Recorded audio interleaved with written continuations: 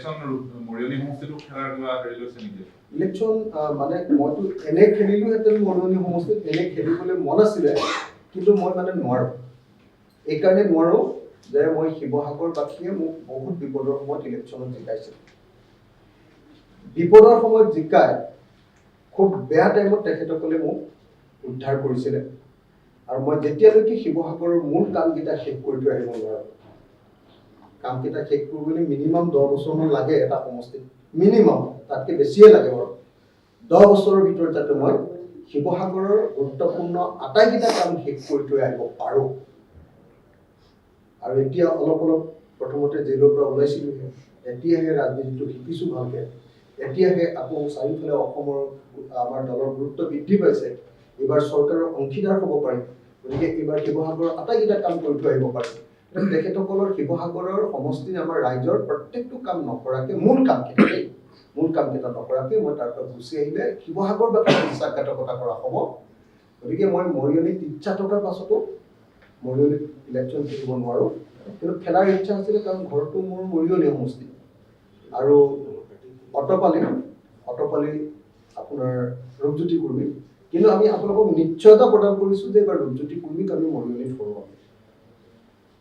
ৰূপজ্যোতি কুৰ্মীক মৰিয়নিত এইবাৰ ৰাইজৰ পৰাজিত কৰিবই।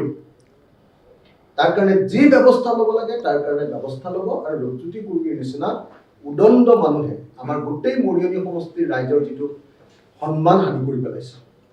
গোটেই অসমৰ মানুহে এতিয়া এটাই প্ৰশ্ন কৰে যে এনেকুৱা অসভ্য মানুহক কিয় মৰিয়নি মানুহে ভোট দিছে। নিজৰ লাজ লাগি যায়।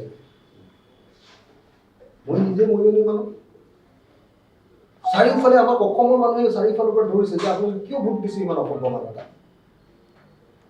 গতিকে এইবাৰ যিকোনো প্ৰকাৰে মৰিয়নিত ৰূপজ্যোতি কুৰ্মীক পৰাজিত কৰা হয়। ইলেকশন মৰিয়নি সমষ্টিটো খেলাৰ কিবা হেৰি লৈছে নেকি? ইলেকশ্যন মানে মইতো এনে খেলিলোহেঁতেন মৰিয়নি সমষ্টিত, এনে খেলিবলৈ মন আছিলে, কিন্তু মই মানে নোৱাৰোঁ। এইকাৰণে নোৱাৰোঁ যে মই শিৱসাগৰবাসীয়ে মোক বহুত বিপদৰ সময়ত ইলেকশ্যনত জিকাইছিল।